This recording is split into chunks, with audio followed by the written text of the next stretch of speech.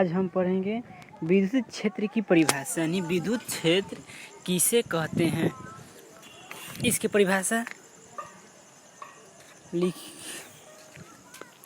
परिभाषा लिखा हुआ है।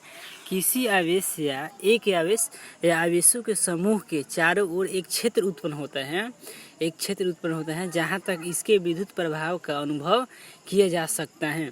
अर्थात जहाँ तक वह आवेश या आवेशों का समूह किसी अन्य आवेश पर विद्युत बल लगा सकता है, उस आवेश से अथवा आवेश समूह का विद्युत क्षेत्र कहलाता है।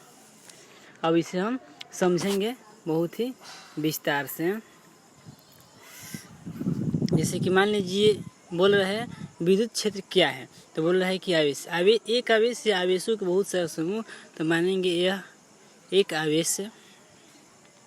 अब जब आवेश रुका हुआ है तो आपको याद होगा, चाहे याद कर लीजिए कि जब आवेश रुका हुआ होता है तो वह विद्युत क्षेत्र उत्पन्न करता है। तो मान लीजिए कि आवेश रुका हुआ है और यह अपने चारों ओर विद्युत क्षेत्र उत्पन्न किया है। जब इस विद्युत क्षेत्र में इस आवेश के नाम दे देते हैं हम Q1 आवेश। इस आवेश को नाम दे देते हैं हम Q1 आवेश।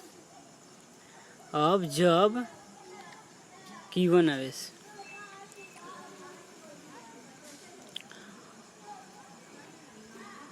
अब इस आवेश के क्षेत्र में ये जो आवेश हैं, इसकी विद्युत क्षेत्र जो ये क्षेत्र उत्पन्न करेगा या प्रभाव उत्पन्न करेगा, इस क्षेत्र में अगर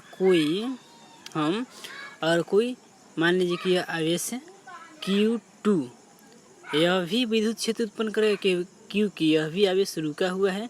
अब जब यह आवेश इस विद्युत क्षेत्र में हम उठा के ले जाएंगे तो इस आवेश पर, यानी ये ब्लैक वाला आवेश पर, इसके कारण यह ग्रीन वाला या ब्लू वाला आवेश के विद्युत क्षेत्र में जब इस ब्लैक को ले जाएंगे तब ब्लैक पर यह ब्लू वाला जो आवेश है इस पर बल लगाएगा। अब बल किस प्रकार लगाएगा? बल कैसा लगाएगा? जैसे कि आवेश पर निर्भर करेगा कि आवेश प्लस है या माइनस है, उस प्रकार बल लगाएगा।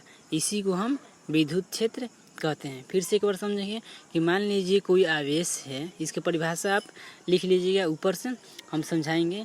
मान लीजिए कि कोई एक आवेश है। जब आवेश रुका हुआ होता है तो अपने चारों ओर एक प्रभाव क्षेत्र उत्पन्न करता है।